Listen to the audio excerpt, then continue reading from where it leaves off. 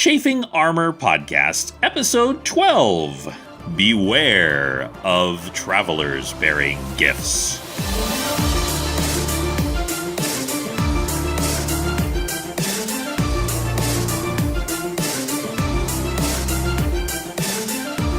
Welcome back to the Chafing Armor Podcast. I'm your host, an irascible Dungeon Master, Michael Corley. With me today is Dare. Dare, tell everybody one fact about yourself. I am a pastor and a wannabe cartoonist. And I greatly enjoy your cartoons. And Lee, tell us one fact about yourself and who you are playing today. Hello, I'm Lee. I'm playing Osokai, the Shifter Ranger. And a fact about myself is I'm Australian. Wait, you're Australian? That's weird. I never knew. No, I'm just kidding. Thank you so much for both tuning in. Today, we are back with a two-parter of Osokai and Ticks. In our previous episode, both of them had agreed to help escort the 5 drow children. However, realizing that sending them back to the Underdark would be a fate worse than death, both Osokai and Ticks objected, especially Ticks, and convinced Zuana, the wood elf, that it would be better for them to go somewhere else. And so she has agreed to take them to her people. And so they have begun the journey. On the way, they had an unpleasant encounter with an exploding spider. They have now made their way on the second night, as drow can only travel during the night, when they hear a sound in the woods. What would Osokai like to do? We have 2, 3, 4, 5, 6, 7, 8 people, 3 combat proficient, at least as far as we know. The 2 eldest may in be combat proficient, but we don't know. So I'm going to go off the 3. I'm going to call to stop and simply be ready to see what comes out. Not presenting a hostile face, but just one with adequate caution. And Ticks, is there anything you would like to do? I will move in the direction a couple of feet to put myself between the sounds and the children. Excellent. And you put yourself between possible danger and these 5 children, whose names are Brindle and Tellen, the oldest children, Garrow and Marrow, the female young twins, and Sinix, the very, very young toddler boy drow. The woods rustle, and the trees part, and out of it comes an old woman, a very old woman, and she has an enormous sack on her back. And she is singing to herself a song.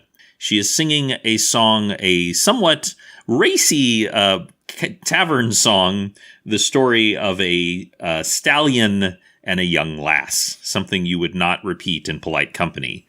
And as she, and then she sees you and just screams. She just, ah! When she sees all of you staring at her. Osokai doesn't relax, but isn't entirely ready for combat. But I'll leave that for a little while.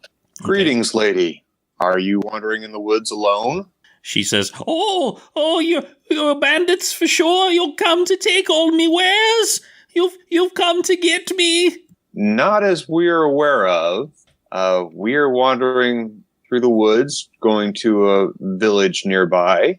And she doesn't really relax, but like she kind of had her hand like over her eyes, and she kind of lowers it slightly. You see that one eye is blind and covered in cataract, but the other one appears good. And she says, I was looking for the stream. I was looking for the stream to take care of me necessaries, and I got a bit lost.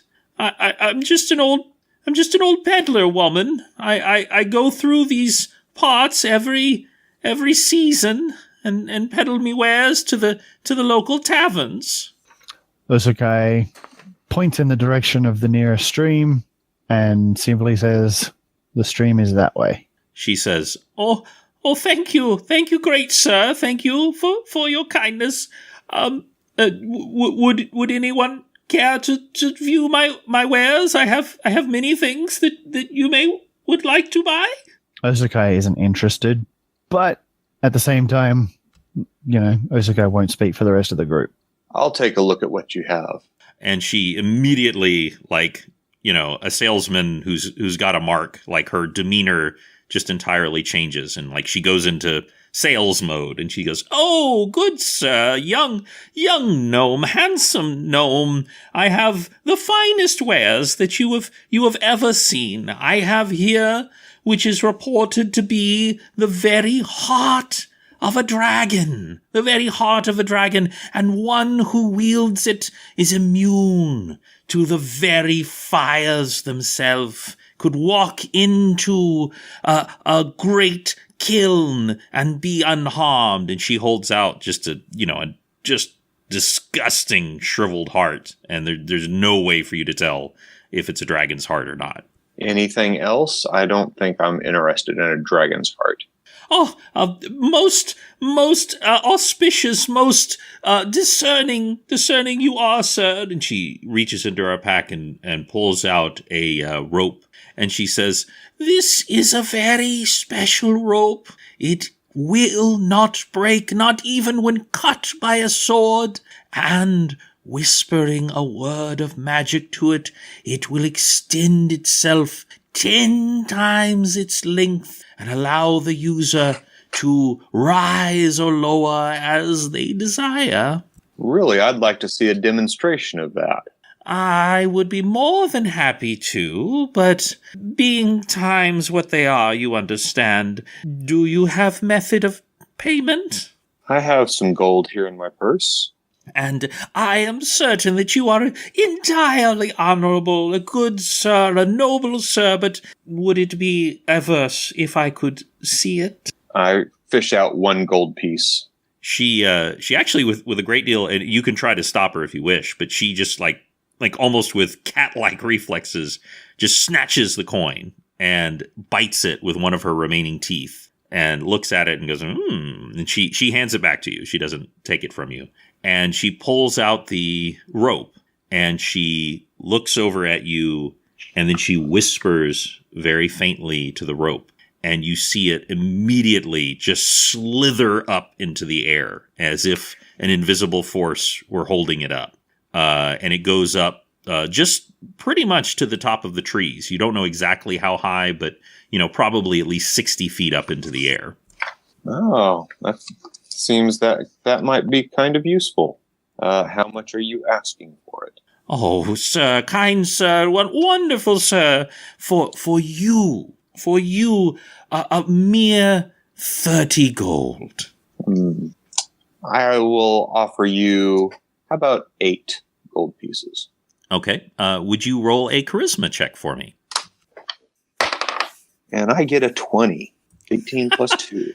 You guys are just rolling like nuts today. And she says, "Oh, that is lower, but I sense in your character that you will use this for good and it will benefit the world. And now I will whisper the secret word to you in your ear in case you wish this to be secret."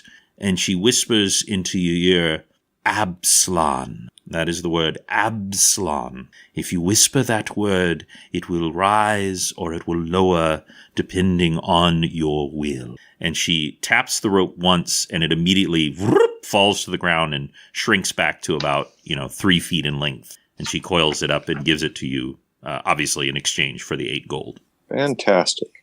And she bows again to all of you and she gestures to you once again, Osokai, and she says, "Thank you, kind sir, for directing me to the water where I must. An old woman has an old woman's bladder, I fear. But I will trouble you no longer. I wish you all safe passage." And she offers kind of blessings to Zuana and the children. And if she seems, taken aback by the fact that there are 5 drow children. She doesn't seem to show any sign, but it could be that she's partially blind. Who knows? And she wanders off into the woods. That was an interesting encounter. Profitable. Osakai looks at Tix. Test the rope. I take it out and whisper Absalom to it. It does nothing. Man. Osakai shakes his head and just... It can barely be heard, but he's definitely laughing. Well, there may be more going on here later, but that is a most unpleasant encounter. But at least you only got taken for 8 gold and not more. So perhaps she recognized that was the time to seal the deal. All right. I stuffed the rope in my backpack. All right, children, let's get moving. So how long is the rope? 3 feet. Yes, it's about 3 feet in length. So it would be good for like tying someone's hands, but not good for, say, like scaling down a wall. Or a sash for Penton, who's taken a vow of poverty. Oh, that would be very useful for Penton because his robe does not want to stay closed. So given that Osakai has lived in these woods for at least a year, my assumption then was that he has encountered this old woman before and knows that she is an indolent fraud. You have never met this woman before. Then my senses are just good. Yes. You just had a good sense of it. But no, you've never met this woman before or seen her in the woods. Of course, she normally would likely be on the trail. And so it's entirely possible that she could have been back and forth on the trail many times and you would never have seen her. That's a point. So you make your way onward, and you are 1 rope richer and 8 gold poorer. And before we head off, just so we can make good time for all of these stops that we've had, my carry weight is pretty significant at a fairly good load. So I'm currently carrying a very light load at the moment. I believe I could carry the 2 middle children if they would like to climb aboard, and we can get a slightly faster pace, especially if someone else is carrying young Sikiks. Yes. And the 2 smaller children, though they are very silent and creepy, they are just delighted by this, and they clamber up your back. I mean, they just scale it like a wall, and they're both holding on to your neck. And y'all do increase your time because both Brendel and Tellen, the older children, are able to keep more or less pace with y'all, and sharing the load of Sinix between Tix and Zuana, y'all are able to pick up the pace as you go. And now I need to make a roll. So you are making your way through the woods. And as you have come slowly closer and closer to the hills and mountains, you've reached an area that is somewhat narrower. A pathway. It's not really a trail or anything like that. It's just kind of a natural place where the river had flown through a long time ago. And Tix, you actually hear a small pebble fall from a higher shelf area above you. Osakai, did you hear that also? I'm going to assume not. Osakai looks at Tix and goes, "What? I have children on my ears are kind of blocked." I think there's something shadowing us from above. Osakai immediately urges the children to the ground and raises to his full height and attempts to peer upwards. Sometimes he's not that bright. Let's be honest. Well, again, good playing in character. You all gesture, and the children they obey when you tell them to do something. That is something that drow children do because they have even the littlest one has long since learned the penalties for failing to do so. So when you gesture to get down, they all hit the ground. immediately without question. And you raise your head up, and an arrow sinks into the tree next to you. I'm not going to do anything. If this is what I think it is, and I believe we may be approaching the village, the one I was talking about, wood elves don't often miss. That was a warning shot. I'm going to stay very still and raise both hands in the air and rotate slowly. Gotcha. And you do sense that this was a warning shot. You're not exactly sure what's going on, but just your years in the woods and hunting, and certainly you have used a bow and arrow before, you just kind of sense that whoever it was, if they'd wanted to hit you, you probably would have an arrow in your chest right now. But what happens in Secession is torches actually light up. Now, let me just describe a little bit more. You are basically in a dry riverbed, and rising up on both sides with kind of loose, scrabbly shale, which is probably why you heard that earlier, Tix, is the beginning of the tree line. And above you, it's probably a total of about 20 feet above you. So it's not like some incounterable distance, and it's also not that you couldn't get up there if you wanted to, but it would be hard terrain to get up there, and would probably take at least one turn, if not more.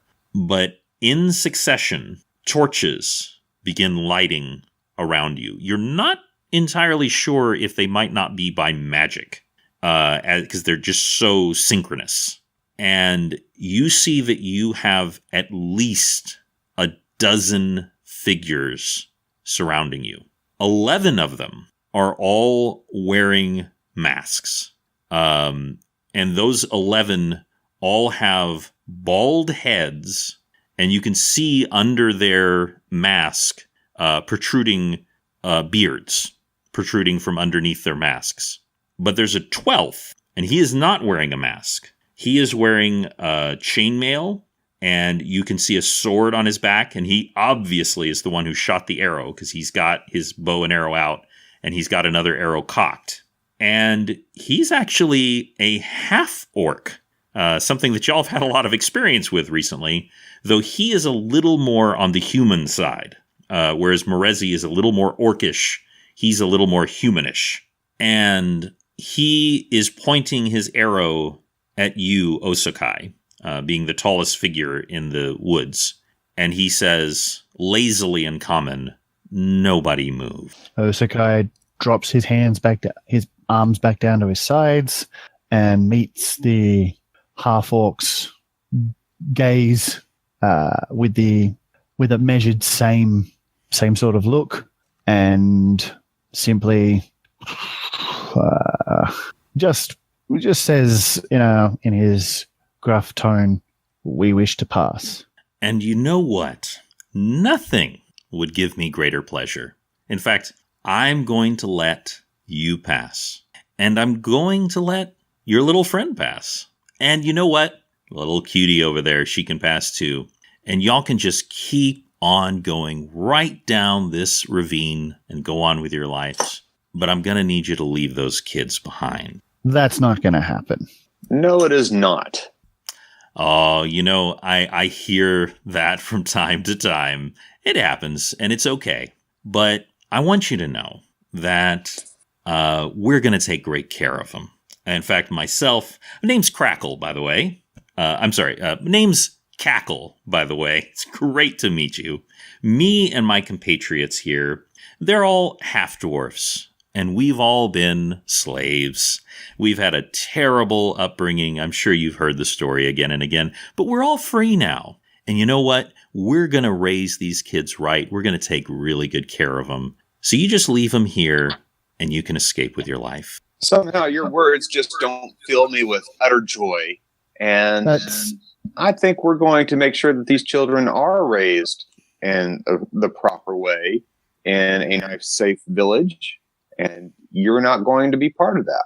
That's a 20 on the sense motive check towards Cackle himself. Yes, you've rolled a 20 on sense motive. Cackle is lying through his teeth. You don't know what he has planned for these children, but it is not good. You are absolutely certain of that. Osakai broadens his stance slightly, takes one step forward and says, and here's what I'm going to do. You and your friends lay a single hand on the heads of any of these children, and I personally will tear out your throat and ram it somewhere it does not belong. Do you understand me? And I'm running an intimidate check. And that is a... Holy shit. Sorry. That's a 24. So he has been just lazily confident. I mean, he's absolutely sure of the outcome of this. But you see his face fall, and he doesn't lower it, but you see the aim on his bow waver, and he actually takes a half step back. And I'm going to oppress the advantage.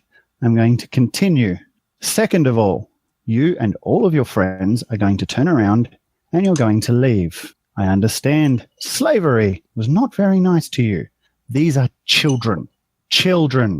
And our intention is not to send them back to the Underdark. Our intention is to keep them away from the Underdark so that they never turn out to be people who enslaved you and your kind. Once again, turn around and leave, or all of us, and I mean all of us, will kill you. That is a total of 20. So he is entirely quailed by this, and he takes another half step back, and his bow actually lowers. And you sense that he's actually just going to leave. Like maybe he's going to leave. When something that you remember, Osakai, when you were in the pit, in the lower pit, and suddenly the body of a demon drops out of the sky. Just the most improbable thing you could have imagined. Well, another improbable thing is happening. Out of the woods comes a skeleton, but not just any skeleton. Literally a skeletal wyvern comes walking out of the woods straight towards Cackle. Like just a beeline right for him, walks right up to him out of the woods, and with its pale red glowing eyes, looks at him and does something you just never would imagine a skeleton doing because they're not capable of doing it. It sniffs him. It just comes up and goes like that. And it's a horrible sound because wherever this air is being pulled in from, you don't know. It's part of the dark magic, but it just makes a whistling noise as it goes through the skull. And it just shakes its head once. And you hear a voice from the woods, and you just barely, this is dark and it's way up and it's far away, but you just barely can make out a hooded figure in the woods. And it says, "All right then, move along." And the wyvern just turns and walks away from him. And y'all can take any action you want right now, because both Cackle and the surrounding half-dwarves are just dumbfounded by this action. Once again, Osakai, also slightly dumbfounded, is going to try and again push the issue and ask for them to let the entire party past, or he will make good on those threats. That is a 19 again. Okay, wow. With 3 successive rolls, you step forward, and Tix, you swear you feel the ground shake as he brings his full shifter weight forward and just boom. And that last little moment, and actually some little pebbles just kind of fall from the shale. And Cackle just turns and runs. Like he just runs. But then something very interesting happens. You see one of the half-dwarves turn and run. And you see all of the other ones vanish. They just disappear. And now you are alone in this woods. Just a little illusion, huh? Yes, you can't say for certain, but you suspect that either Cackle or perhaps one real half-dwarf was creating the illusion of all the others. Osakai returns to his hunched over self and turns back to the party, gives a wry grin, and nods to the two middle children and says, "Oh, let's keep going." They stand up and they just look around, kind of, again, dumbfounded, and they're like, okay. And they keep going, and the two twins scrabble back up on your back. Sinix demands for another horsey ride from the delightful Tix. All right. I'll lift him up. And while I'm doing so, I am trying to rack my brain to see if I realize who our Wyvern skeletal empowering friend was. Can I do an arcane check or a knowledge check? Yes, whichever one you wish. And that is a 15. Okay. With a 15, you do not know who it was. That's just outright. You do not know who it was. But you are 99% certain that was a necromancer, and that they were using their familiar. But what was going on? You literally have no idea. All right. Well, let's start moving the children along. Y'all make a very good time down this ravine, and now that you've gone forward, the dry waterbed actually makes a fairly decent path, though it is a little scrabbly in some parts and a little sandy in some parts. You're actually able to make some fairly good time as you move forward. And to make a couple of rolls here. Okay. So Tix and Osokai, you are both shot at, and not by the cackle and whatever was going on with that half dwarf. This is something entirely different. And you just sense, even without having to look, this is not the same people that are attacking you. There is something deadlier about this. There was something almost comical, not really, of course, because they were obviously terrible people, but there was something almost comical about Cackle and whoever that other one was. But whatever is attacking you now is very, very unpleasant. What does the arrow look like? It looks like a small crossbow bolt. Nothing, no distinguishing marks. Well, you can't really tell because it's coming at you in the dark. I thought it had landed already, and I was. Oh no! You are being attacked right now. And what is your armor class, Osokai? 15. You are extremely lucky. Both of you are struck by these arrows. They do not miss. I want to be clear, but your armor causes them to fail. By the way, like if the children had been in a slightly different position, both of you, like they would have been struck by these arrows. Now, you don't know if that's from precise aiming on their part, but clearly anybody who's shooting you while you're holding children doesn't care that much. And two figures are moving out of the woods to attack, and I need you all to roll for initiative. Alrighty, I will, as my free action. This time I'm not even going to indicate. I'm just going to pick them both up off my shoulders and put them on the ground. And then my initiative is 16. 18 for me. Very good. And so that actually ticks. It is actually your turn first. You see two figures just seeming to melt out of the shadows coming towards you out of the ravine. They are both wearing some kind of armor. It appears to be a combination, not unlike your own, of a combination of leather and metal, but made in such a way that it is absolutely silent. They are making no noise as they're coming towards you to attack. I'm going to prepare an attack and cast protection from evil on myself, raising my armor class by 2. Gotcha. So you pray to Glitter Gold, and without you needing to cast that additional Detect Evil, you sense this armor, this invisible armor around you strengthening, because the things attacking you are absolutely evil. They are radiating evil. And so you sense that armor coming up to protect you. And that will actually mean that it is the attacker's turn, who is going after Osokai. It slips out a long, very wicked-looking dagger and I really should say like a long knife that's glimmering in the last little sliver of moonlight, and it attacks you, Osokai. But you're ready for it. You sense that this is an attacker who is used to its prey, like not being able to defend themselves well, or not being able to defend themselves well at night. And you are ready for it, and you're able to actually just turn the attack away. And that brings it to your turn, Osokai. Okay. I'm going to think back. I'm basing this on a very, very loose hunch that I'm having right now. I'm going to try and repeat the same words Zuana used to calm the children back in the cave.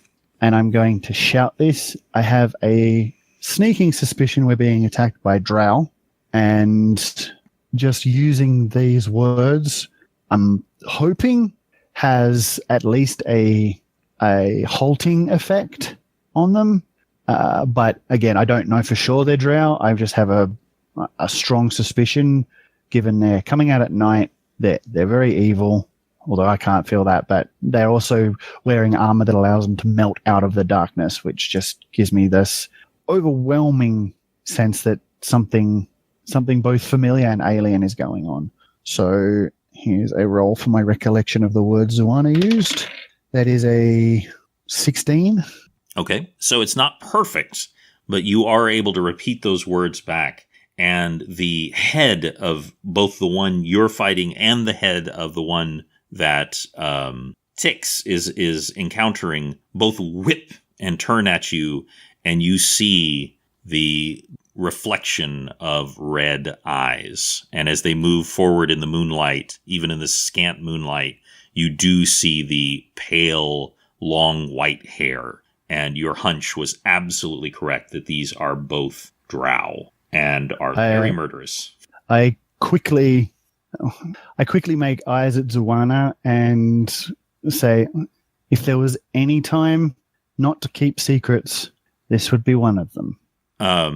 As a free action, as she's readying her staff, she, speak whispers to you. Though Tix, you do hear it as well.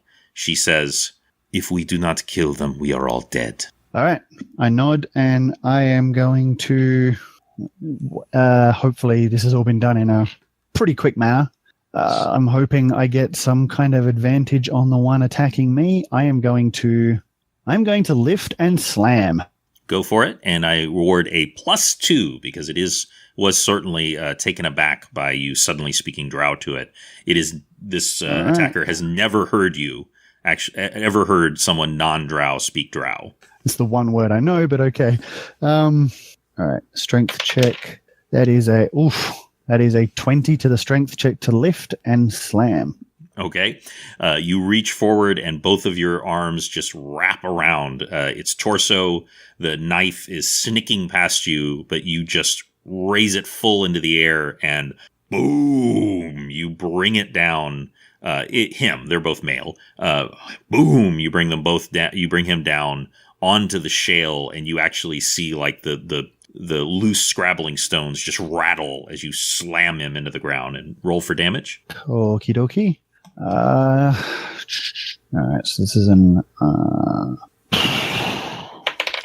so this is shoal, so it's very hard ground. So I add 5, so that is a 15.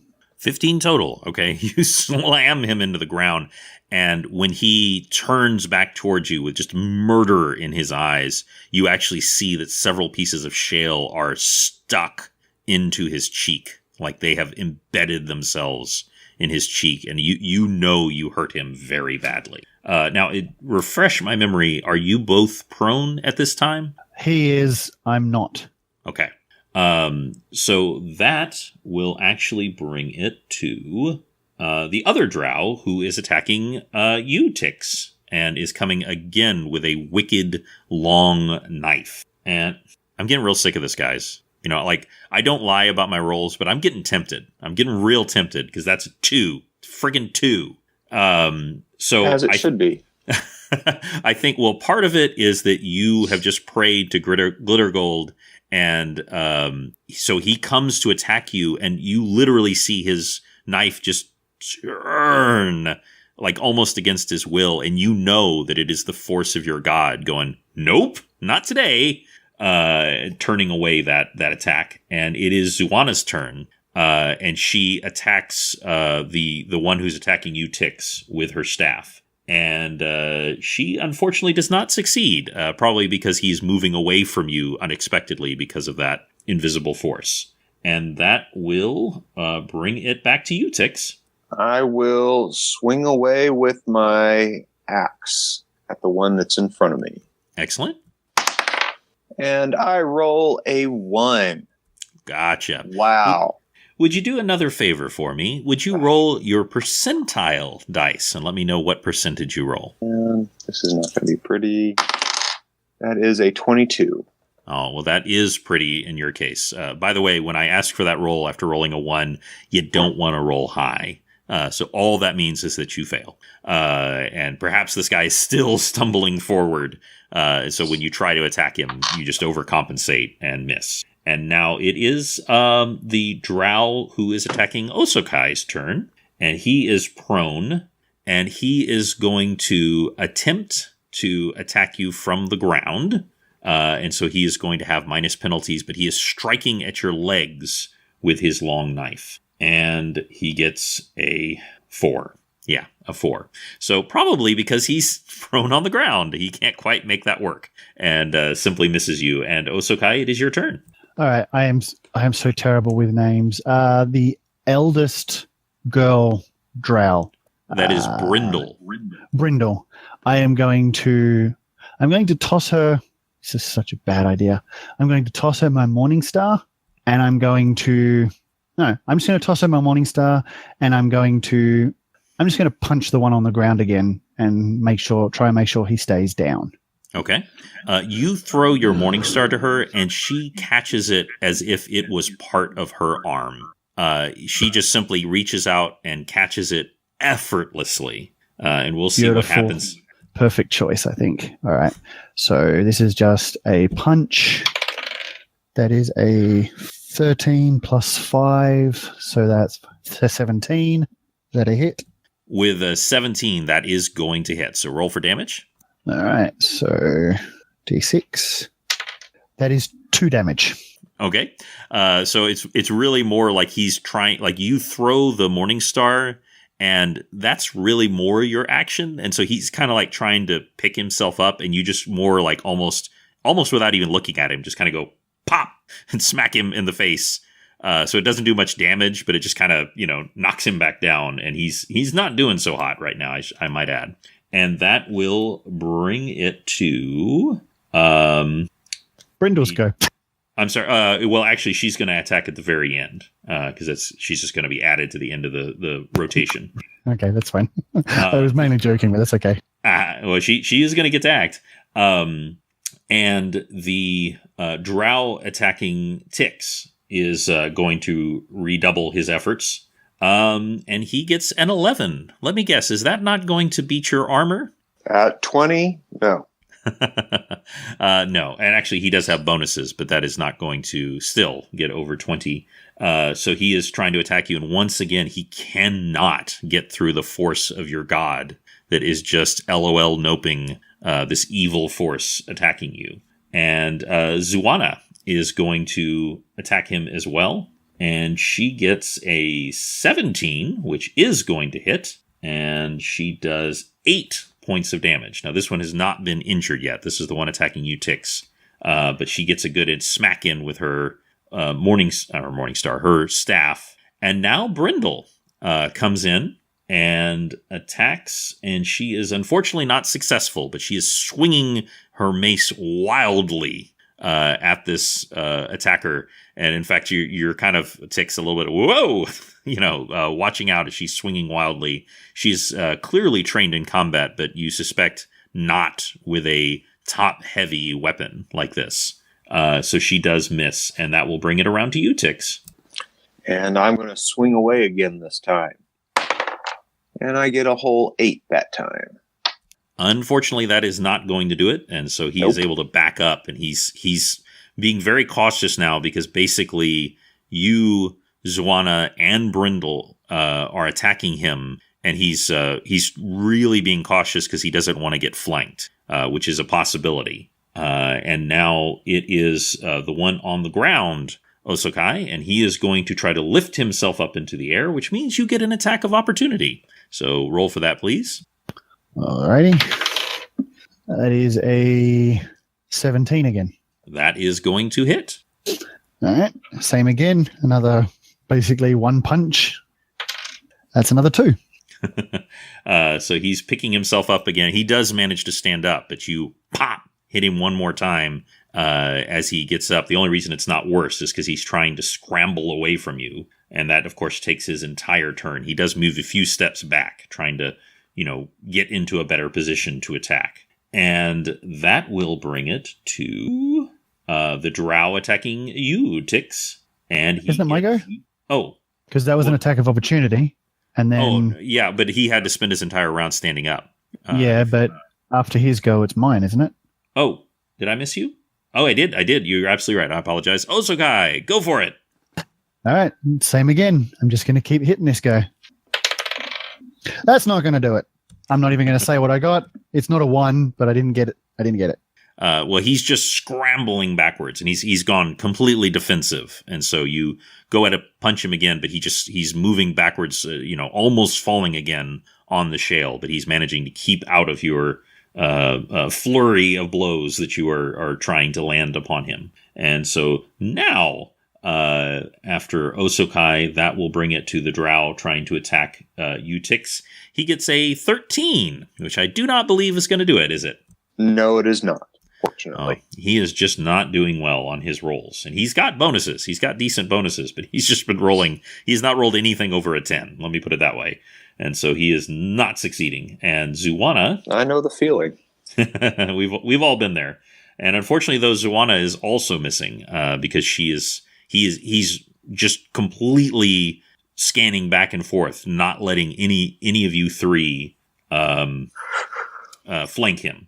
And but Brindle, as he's trying to keep an eye on both of you, comes in and catches him full in the face with the Morning Star. And she does 7 points of damage. And you see perfect elven teeth fly out of his face as he takes that, because he just can't watch all of you at the same time.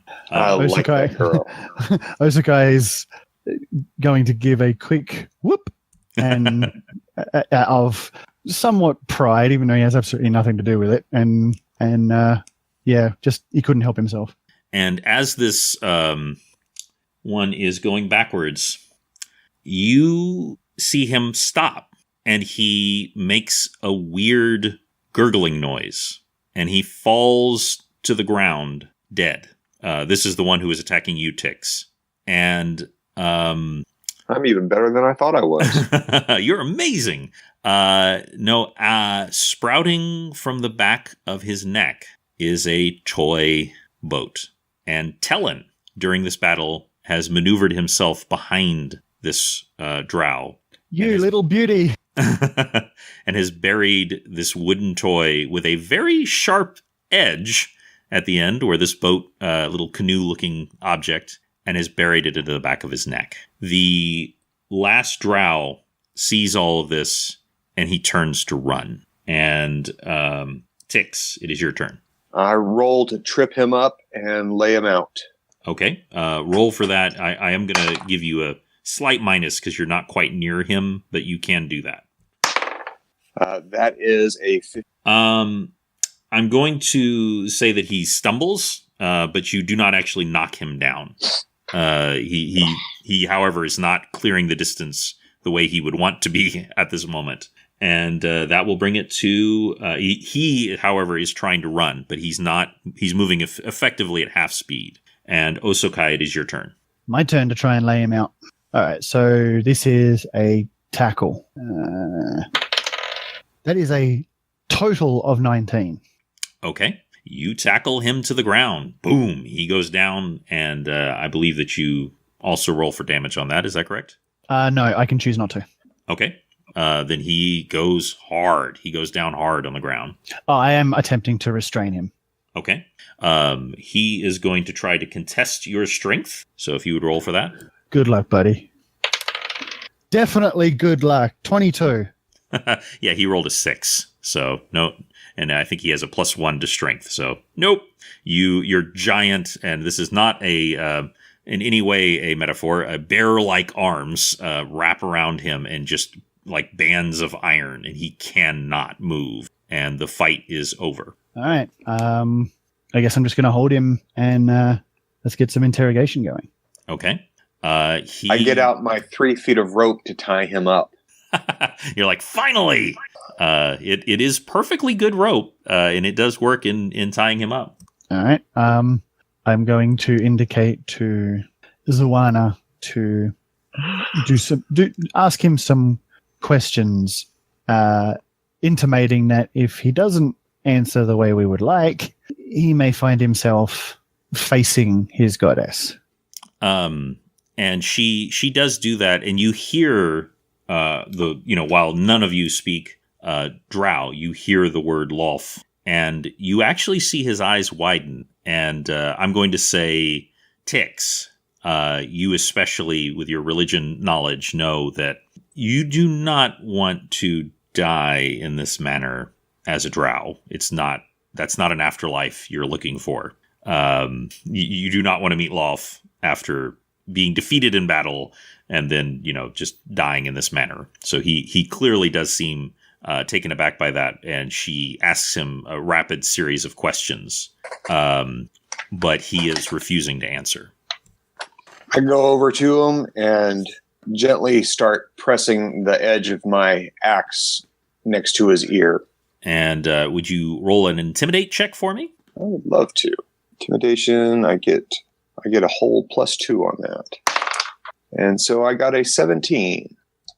Okay. He relents, and he begins speaking he does not speak common, or at least he's not speaking common. Let me put it that way. You don't know if he does speak common or not.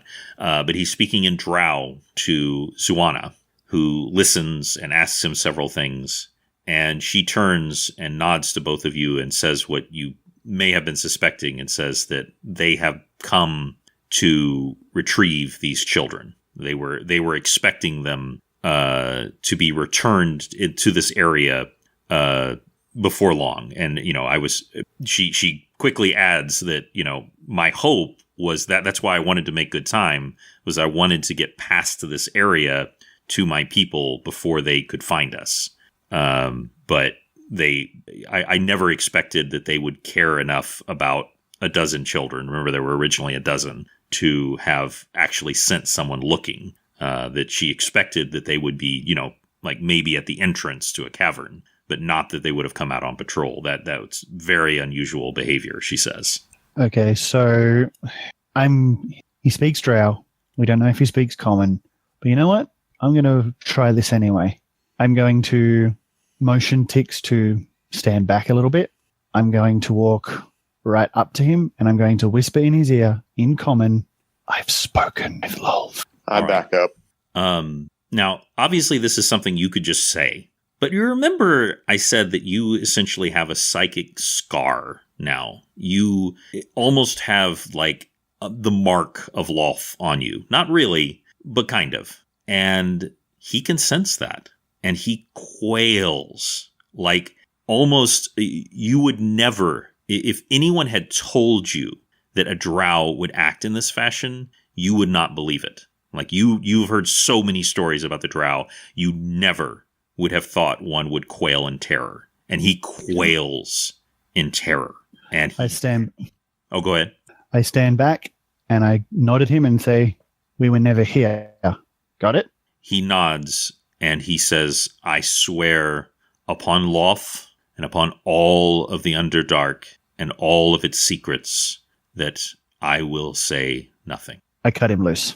Okay, he stands up and he does something else that is obviously y'all have taken his weapons, so he's not, attacking you or anything. He's also very badly injured, by the way. Like there's bits of rock sticking out of his neck. His one shoulder is probably slightly dislocated. He's not in good shape.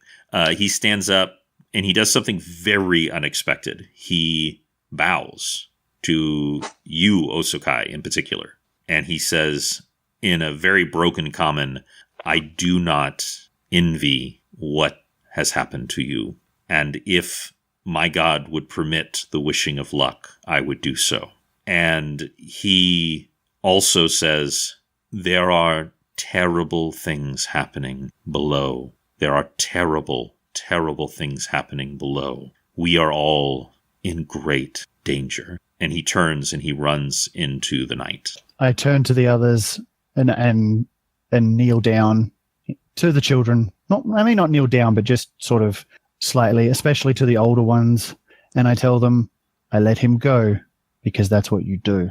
And you see them like their brain is like processing this information, because this is a concept entirely foreign to them. You might as well have said, the sky is actually below you.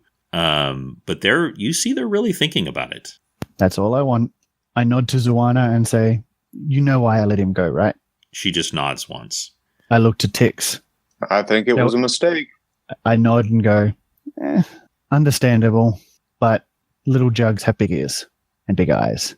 Good enough. I agree. And so rather than going through the last little parts of this, I just want to tell you a scene of a woodland village of wood elves and a conversation between Zuana and these wood elves. And you get the impression, do either of you speak Elven? I do. No. So what you hear her saying to them, it's clear they're not her tribe. And I think, Osokai, you're not entirely surprised by that. But she's able to have a long conversation with them. She explains what's going on and that these are orphan children that no one is going to be looking for, and that they have the chance to make an entirely different life for them if they're willing. And through a great deal of explanations, and also through the slight questioning on the part of both of you, this village decides to adopt these 5 children. And you, too, have just saved them from a fate worse than death. I would like to, I'm not entirely, this is out of character, of course, speaking to the DM. Is it possible to stick around, at least myself, I guess, just to help them integrate? Because they have come from the Underdark. We do have 2 nearly teenage drow who have lived probably quite a long time under Underdark influence. So perhaps a third-party mediation between the Wood Elves and the drow children themselves may help out, especially since we have built a loose bridge of trust with these children in terms of everything that we try and intimate to them. They're at least going to try and process as best they can to fit in and go struggle every day for the rest of their lives against their natures as drow. Absolutely. And that night, and one of the reasons that this village is even slightly possible to do this is, from your experience that some wood elves are more worshippers of moon type culture and some are more sun. And this is a moon oriented band of wood elves. And so they do tend to be more active at night. And so you stay there. Tix, would you like to stay as well for a while? Hold on. No problem. Yes, I would like to stay. I'll carve a couple more toys as long as Osokai wants to stay. Gotcha. I would also like to help train the elder children in the proper use of weaponry. And I'm going to ask the Wood Elves if they have a replacement Morning Star that I may have, because I would like to gift mine to Brindle, who wielded it with pretty good accuracy in that last fight. So, and these children don't generally get much in the way of gifts or anything. So I figure perhaps letting her keep my Morning Star will give her something to meditate on whenever she feels the pull of her more basic nature. Gotcha. And she gives you the most sincere response, which is that she doesn't give a snarky response. And so that's how you know that this is actually deeply meaningful to her, that she just responds in a very matter-of-fact tone and thanks you for the gift, which to her is the most profuse praise. Tix, you also notice something that without, perhaps they spoke about it or perhaps they didn't, but every single one of these children have carved a hole in their various toys that you have made for them, and they are wearing them as necklaces. And including Tellin, whose boat that he has adopted, I don't know if it was his originally, but it is now, that he has left the blood stain on the boat, and he wears that with great pride around his neck. Yeah. Give them a good ruffle of the hair and look them in the eye, because I look up at them, the older ones, and say, take care. They are clearly very touched. So my hope is, we probably wouldn't stay for very long. My hope is by the time we leave, they have settled reasonably comfortably within the Wood Elf tribe. They have things they can use to they have people they can talk to. They have things they can use to help center themselves when they feel the pull. And they are aware that, at least the older ones are at least aware that this is probably going to be something they will constantly struggle with for the rest of their lives, and to do the best they can to help others. And what effects those will have and what ripples that will have in the future is something we will have to see. But that ends episode 12 of Chafing Armor Podcast. And I want you all to get ready, because the next episode will be all casts, all hands on deck, and some serious craziness is going to be going on. And I also want my players to get ready, because you are all ready to level up. Yes. All right. New spells, new toys. Ah, yes, all the shiny toys. So you all have a wonderful day, and we look forward to rolling with you soon.